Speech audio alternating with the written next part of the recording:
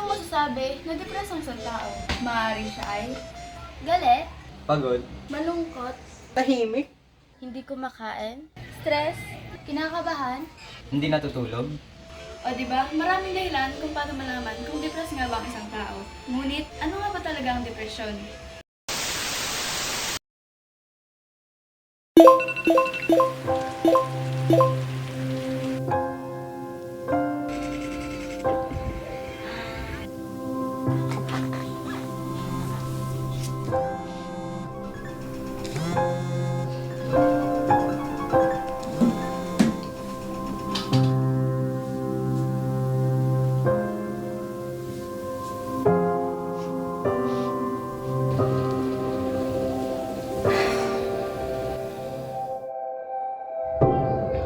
Ang depression ay hindi simpleng lungkot lang. Isa itong mental health condition na maaaring makaapekto sa iniisip, nararamdaman at nagdudulot ng matinding kalungkutan, kawalan ng pag-asa at kawalan ng interes sa mga bagay na dati ikinagagalak o ikinisasabik natin.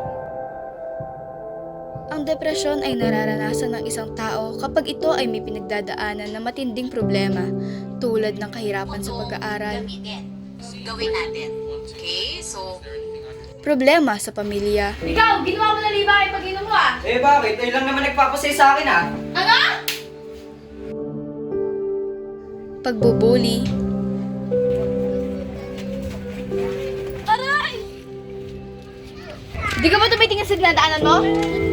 Di mo rin ba kami kilala? Kilala yung binabaga mo ha? pagkawala ng mahal sa buhay, at problemang pinansyal.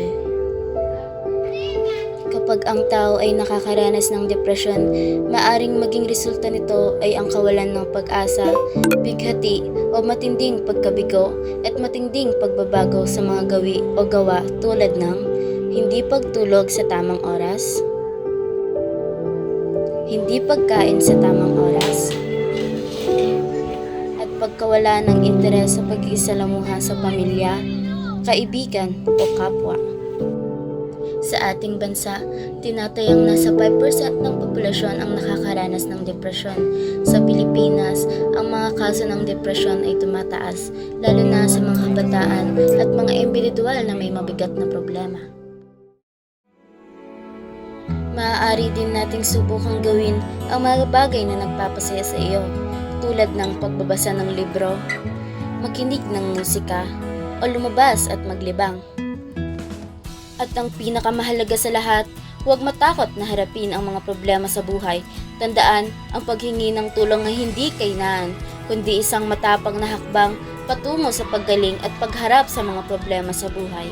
Ang depression ay isang seryosong bagay na hindi dapat ipinagsasawalang bahala lamang. Mahalaga ang kamalayan at suporta mula sa pamilya, mga kaibigan at mga eksperto upang matulungan ang mga tao na malabanan ito. Sa bawat dilim, May umaga, sa bawat bagyo, may bahaghari.